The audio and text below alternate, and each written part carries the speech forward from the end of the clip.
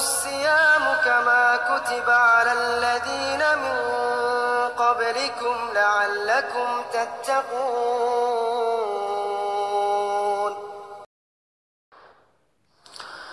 Ramadan, teman-teman sekalian, adalah salah satu dari rukun Islam, berpuasa padanya. Kalau Anda bulan Ramadan tidak berubah menjadi baik, kira-kira pertanyaan saya, kapan Anda baik? Di bulan Ramadan, seluruh dunia, umumnya kaum muslimin, kita ke Amerika, kita ke Saudi, ya kita ke Timur Tengah, kita ke Asia, yang ada orang Islam, semua puasa. Segelintir orang yang tidak puasa, yang lainnya semua puasa. Artinya, kalau pada saat itu rame-rame saja Anda tidak mau puasa, kira-kira kapan akan puasa? Kalau pada saat itu rame-rame kaum muslimin membaca Al-Quran dan Anda tidak ikut baca Quran, kira-kira kapan akan baca Al-Quran? Kalau Ramadan orang semua sholat tarawih, teman-teman sekalian, lalu Anda tidak sholat, kapan Anda akan sholat malam nih? Kira-kira. Kalau orang rame-rame nih semua. Kalau Ramadan kaum muslimin berlumba-lumba meninggalkan kemaksiatan, dan Anda tidak tinggalkan, kapan Anda akan meninggalkan kemaksiatan? Kan luar biasa semuanya, gitu kan? Saya menjelaskan Ramadan adalah bulan training yang luar biasa. Kalau ada lembaga training, teman-teman sekalian, dan training itu orang rame-rame mendaftar karena alasan trainernya bagus, juga mungkin staff-staffnya bagus. Diharapkan kita mendaftar di situ, ikut training, dan kita output nanti keluar dari situ juga menjadi bagus, gitu kan? Orang bayar banyak, sampai 5 juta, sampai 10 juta, hanya untuk meningkatkan satu skill saja. Ramadan, teman-teman, lembaga training terbesar di dunia. Trainernya Allah langsung. Kemudian staffnya semua para malaikat. Ini luar biasa, gitu kan? Tidak ada lembaga training begini. Dan fadilah didapatkan sangat besar. Nggak bisa digambarkan lagi fadilahnya. Pengampunan dosa, peninggian derajat, lebih baik daripada 1000 bulan, dan. Terlalu banyak. Bulan Ramadan, teman-teman sekalian, pada saat datang, seringkali syaitan menanamkan kepada kita hal-hal yang konyol, yang harus kita lawan. Karena di bulan Ramadan mereka terbelenggu.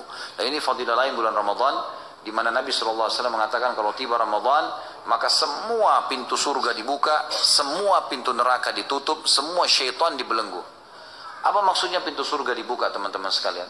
Kalaupun misalnya dibuka, apa manfaatnya buat kita sekarang? Kita belum bisa masuk ke dalamnya. Dan ada malah hadis Bukhari menjelaskan, pintu surga akan dibuka nanti di akhirat pertama kali untuk Nabi Muhammad SAW. Lalu apa maksudnya di sini dibuka? Maka ulama menekankan lebih cenderung kepada terbuka pendaftaran untuk ke surga. Kesempatan orang beramal saleh didaftar ke surga. Sama kalau sebuah kampus mengatakan tanggal 1 sampai tanggal 30 Januari pendaftaran. Yang mendaftar di kampus ini akan ada penerimaan. Yang mendaftar kemungkinan diterima, kemungkinan tidak, tapi tergantung. Bisa saja lebih besar kemungkinan diterima. Beda dengan orang yang lewat depan kampus lalu berkata, saya mau daftar kampus ini, tapi dia tidak daftar sama sekali sampai lewat akhir bulan. Dapatkah sesuatu? Gak mungkin, gitu kan? Seperti itu memahaminya. Jadi Ramadan dibuka pintu-pintu surga, ditutup semua pintu neraka. Ditutup ini artinya tidak ada orang yang didaftar ke neraka pada saat itu. Sudah tidak ada. Ya, orang berbuat salah pun masih cenderung dimaafkan oleh Allah Subhanahu Wa Taala. Dan semua syaitan dibelenggu. Tapi ini perlu difahami, ada hadis yang lain berbunyi riwayat Imam Ahmad. Dan syaitan-syaitan itu dibelenggu sehingga mereka tidak leluasa menggoda seleluasa menggoda di luar Ramadan. Artinya masih menggoda. Cuma mereka tidak seleluasa di luar Ramadan. Ini fadilah yang lain dari bulan Ramadan tentunya. Dari bulan Ramadan. Bulan Ramadan, teman-teman sekalian, sebelum tiba Ramadan, karena syaitan akan dibelenggu, mereka menanamkan persepsi-persepsi negatif yang harus kita tepis. Misal, perasaan merasa berat karena menghadapi Ramadan. Puasa 1 bulan, nanti berat, nanti puasa, saya bisa atau enggak. A'udzubillahi minasyaitonirrajim. Saya bisa, sambut dengan gembira. Kita mau pergi haji, syaitan akan tanamkan sama tuh, nanti haji macet, padat. Kemarin tahun lalu ada informasi ada yang mati, nanti saya mati nggak di sana. Padahal kalau ajal pasti matilah, gitu kan? Nggak mungkin tidak. Maka ini harus dilawan. A'udzubillahi minasyaitonirrajim. Salat tahajud, nanti kalau saya salat tahajud jam 2 atau jam 3, besok pagi ngantuk nggak ya? A'udzubillahi minasyaitonirrajim. Kerjain. Allah Subhanahu Wa Taala tidak memerintahkan sesuatu kecuali ada hikmah-hikmah di situ, gitu kan? Persepsi ini pasti tertanam, kata para ulama, dalam jiwa setiap muslim. Tinggal bagaimana dia melawannya. Ada persepsi Ramadan nanti lemas, nanti loyo. Ini semua tergantung kita bagaimana mensugesti diri kita. Niat itu, teman-teman, kalau bahasa saya pribadi adalah sugesti. Niat adalah sugesti. Orang niat puasa berarti sugesti untuk puasa. Niat sholat berarti sugesti untuk sholat, dan seterusnya. Orang kalau niat, subhanallah, misal gini, kita mau niat puasa besok. Niat itu adalah sugesti yang sangat luar biasa ke dalam seluruh anggota tubuh kita, gitu kan? Dari dalam hati beranjak ke otak kita, dari otak disebarkan ke seluruh tubuh kita, sehingga tubuh ini siap untuk puasa, siap untuk tidak minum, siap untuk tidak makan. Memang begitu.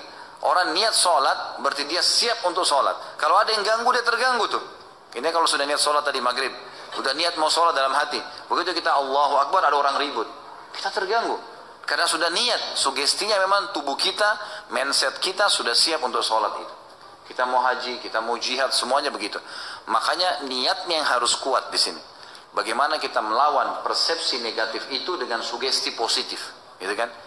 Enggak, saya tidak loyo, saya tidak lemas.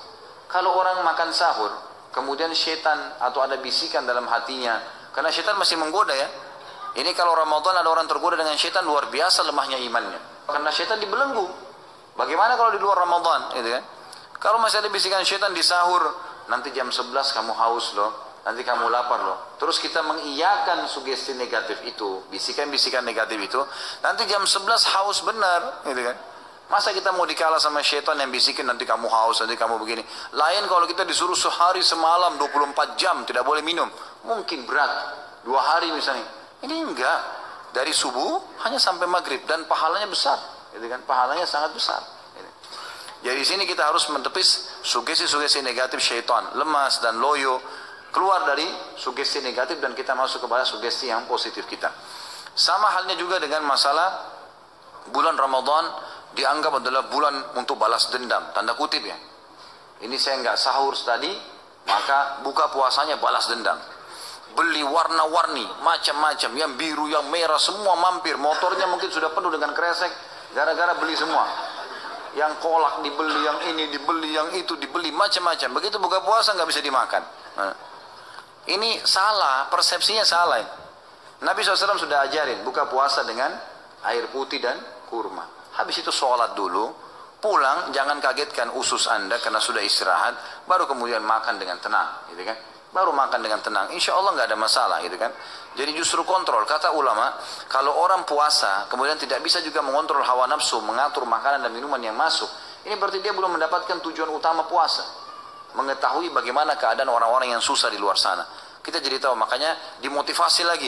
Siapa yang membuka puasakan orang yang puasa, maka akan dapat pahala seperti orang yang dibuka puasakan tanpa dikurangi sedikit pun dari pahala orang yang dibuka puasakan itu. Kita berikan sebutir kurma, segelas air, maka kita akan dapat pahala mereka. Kita akan dapat pahala mereka, gitu kan?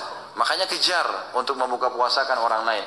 Jadi kita sudah rasa haus, rasa lapar, kita juga melakukan, membagi pada orang-orang yang susah di pinggir jalan, di mana-mana. Mereka harus berlumba-lumba untuk melakukan perbuatan-perbuatan seperti ini. Jadi ini persepsi negatif semua harus dilawan. Harus dilawan. Semua bisikan dalam hati kita atau di benak kita yang membuat kita malas ibadah, apalagi meninggalkannya dari syaitan. Lawan. Kalau kita nggak lawan sampai kapan nih? Syaitan mau setiap hari buku amal kita kosong. Apalagi Ramadan puncak-puncaknya kita beribadah. Jadi persepsi negatif harus dilawan nih, gitu kan? Kesempatan minta surga, kesempatan menyelamatkan diri dari api neraka. Dan kata Nabi SAW, di bulan Ramadan Allah punya pembebas dari api neraka. Orang-orang yang dibebasin. Dan itu terjadi di setiap malam. Itu terjadi di setiap malam. Dan kalau tiba Ramadan, camkan baik-baik dalam diri kita.